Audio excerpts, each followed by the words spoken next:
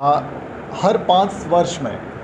कांग्रेस के पूरे राष्ट्रीय स्तर पर, जो कि ब्लॉक से शुरू होकर राष्ट्रीय स्तर तक होते हैं, वो चुनाव की प्रक्रिया हर 5 साल में निर्धारित है।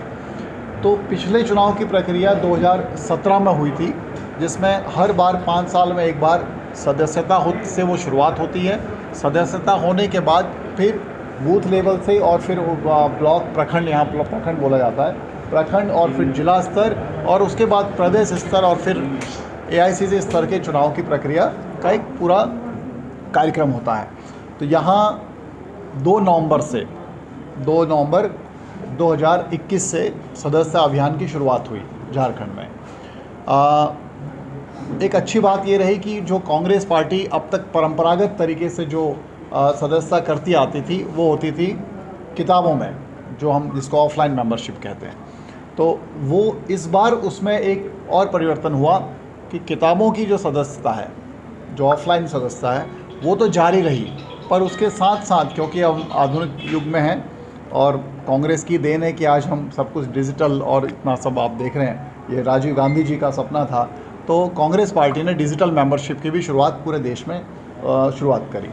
अलग बात है कि कनेक्टिविटी गाँव में कहीं कहीं कम ज़्यादा होने की वजह से आज भी वो होता ही है थोड़ा, तो वो मेंबरशिप कम ज़्यादा हो सकती है। पर हमें फिर भी खुशी है, जब पिछली बार सदस्यता हुई थी 2017 में, तो कुल मिलाकर 4,62,396 4,62,396 ये टोटल सदस्यता थी जो हुई बूथ स्तर पर, जो सदस्यता हुई। और इस बार जब सदस्यता का अभियान शुरू हुआ, यहाँ पर राजेश जी अध्यक्ष हैं, आपकी अध्यक्षता में, और पूरी टीम जो प्रदेश की यहाँ थी उनके देखरेख में जब यहाँ शुरू हुई, और जनवरी से हम चुनाव की जो हमारी टीम है दिल्ली से, वो भी यहाँ पर आई और सब ने मिलकर इसमें जो प्रयास किया, तो हमें ये बताते हुए बड़ी खुशी होती है कि इस बार कुल मिलाकर जो ऑफलाइन सदस्यता है, जो किताब वाली होती है जिसमें पर्ची काटी जाती है, वो 5,63,300 हुई। और साथ साथ जो डिजिटल मेंबरशिप है, जिसमें इस बार बहुत ही अच्छे तरीके से वो मेंबरशिप हुई है, वो 2,84,454 ये डिजिटल मेंबरशिप हुई। और इन दोनों को अगर हम जोड़ते हैं तो ये 8,47,754 ये पूरे